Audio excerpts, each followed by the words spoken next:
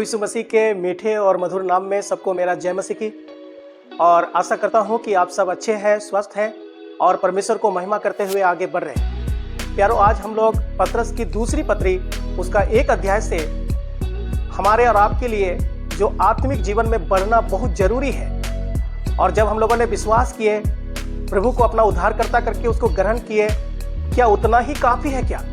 प्यारो, आज हम लोग देखेंगे कि किस प्रकार से हमारा विश्वासी जिंदगी दिन प्रतिदिन वो उन्नति की ओर जाने के बारे में परमेश्वर कहता है। जब इस पत्री को हम लोग पढ़ते हैं, पतरस विश्वासियों को बहुत ही अच्छी तरह से समझाता है कि किस प्रकार से हमें ईश्वरीय स्वभाव में, परमेश्वर के स्वभाव में, परमेश्वर के गुणों में, किस प्रकार से प्रभु यीशु मसीह में हम आगे बढ़ना है, आत्मिक जीवन में उन्नति करते जाना है। प्यारो, बहुत सारे बातें हैं, आप घर में बैठ करके जरूर मनन कीजिए और अपने आप को तुलना कीजिए। क्या आप प्रभु में विश्वास करने के बाद में क्या ये सब गुण आपके जीवन में आ रहा है? क्या आप बढ़ रहे हैं या घट रहे हैं? प्यारो, हम लोग पढ़ेंगे दूसरा पतरस उसका 1 अध्याय 3 से लेकर के 11 वचन, जो हमारा जीवन को आशीषों से भर देगा। एक बार हमें अपने जीवन को टटोल के देखने के लिए प्रभु कहता है। आइए हम लोग पढ़ेंगे। क्योंकि उसकी ईश्वरीय सामर्थ्य ने सब कुछ जो जीवन और भक्ति से संबंध रखता है हमें उसी की पहचान के द्वारा दिया है, जिसने हमें अपनी ही महिमा और सद्गुण के अनुसार बुलाया है, जिसके द्वारा उसने हमें बहुमूल्य और बहुत ही बड़ी प्रतिज्ञाएं दी है, ताकि इनके द्वारा तुम उस सड़ाहट से छूटकर जो संसार में बुरी अभिलाषाओं से होती है, ईश्वरीय स्वभाव में सहभागी होते जाओ। प्यारो, हम लोग 1 से लेकर के कुछ वचनों को पढ़ें कि किस प्रकार से हमें प्रभु यीशु मसीह में विश्वास किए और किस प्रकार से उसमें हम आगे बढ़ना है, उसके बारे में पतरस कलीसिया के विश्वासियों को लिख रहा है, यानी हमें अभी आपको भी लिख रहा है, ताकि हम विश्वासी किस प्रकार से संसार के जो बुराइयों से, जो अभिलाषाओं से, जो पापों से किस प्रकार से हट करके हम ईश्वरीय स्वभाव में, जो संसार के बुराइयों से हट करके हम किस प्रकार से आगे बढ़े, जो हमारा जिंदगी को संसार में नाश करता है। और आप अपने बाइबल में इसको मिलाइएगा प्यारो, और एक बार आप तुलना कीजिएगा, क्या विश्वास के बाद ये सब गुण आपके जीवन में आ रहा है या नहीं आ रहा है। इसी कारण तुम सब प्रकार का यत्न करके अपने विश्वास पर सद्गुण, और सद्गुण पर समझ, और समझ पर संयम, और संयम पर धीरज, और धीरज पर भक्ति, और भक्ति पर भाईचारे की प्रीति, और भाईचारे की प्रीति पर प्रेम बढ़ाते जाओ।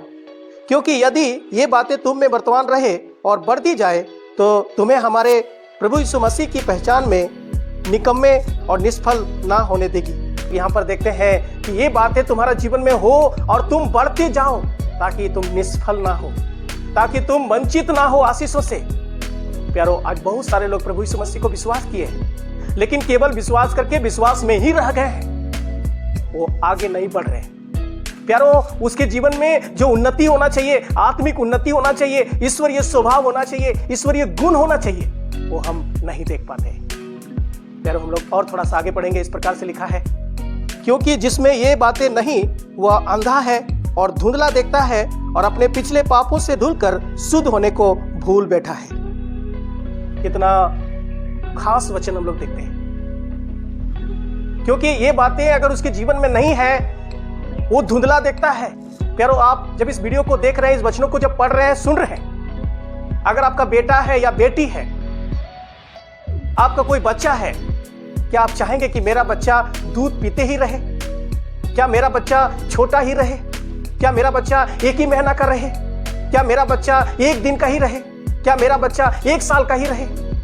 प्यारो, आप चाहते हैं मेरा बच्चा जितना जल्दी बड़ा हो, मेरा बच्चा बोलने लगे, मेरा बच्चा चलने लगे, मेरा बच्चा दौड़ने लगे, मेरा बच्चा खाने लगे, मेरा बच्चा स्कूल जाने लगे, मेरा बच्चा जल्दी जवान हो। प्यारो, आज बहुत विश्वासी जीवन में लोग बच्चा ही रह गया है, दूध पीने वाला ही रह गया है। परमेश्वर चाहता है उसका बच्चा बढ़े, आत्मिक गुणों से भर जाए, ईश्वरीय गुणों से भर जाए, ईश्वरीय स्वभाव से भर जाए, लेकिन भरता कहाँ है? वो तो धीरे धीरे नीचे जा रहा है, वो तो धीरे धीरे उसका जीवन नाश हो रहा है। बहुत सारे लोग इस बात का भूल में बैठा हुआ है कि मैंने पाप क्षमा पा लिए और कुछ करने का जरूरत नहीं। प्यारो, प्रभु यहाँ पर कहता है कि वो अंधा है और धुंधला देखता है, उसको आगे नहीं दिखाई देता है। इस कारण हे भाइयों, अपने बुलाए जाने और चुन लिए जाने को सिद्ध करने का भली भांति यत्न करते जाओ, क्योंकि यदि ऐसा करोगे तो कभी भी ठोकर ना खाओगे, वरन इस रीति से तुम हमारे प्रभु और उद्धारकर्ता यीशु मसीह के अनंत राज में बड़े आदर के साथ प्रवेश करने पाओगे। कितना खास, कितना बहुमूल्य, कितना दिल को आशीषों से भर देने वाला वचन। प्यारो, बड़ा आदर के साथ, बड़ा सम्मान के साथ तुम परमेश्वर के अनंत राज में प्रवेश करोगे। प्यारो, क्यों? क्योंकि तुमने केवल विश्वास किया उतना नहीं, तुम विश्वास की जिंदगी में आगे बढ़ रहा था। जैसा बच्चा में चाहते थे वैसा तुम बना। प्यारो, प्रभु चाहता है उसका बच्चा दिन प्रतिदिन बढ़े, प्रभु का जैसा, प्रभु के डिलडोल में आगे बढ़े।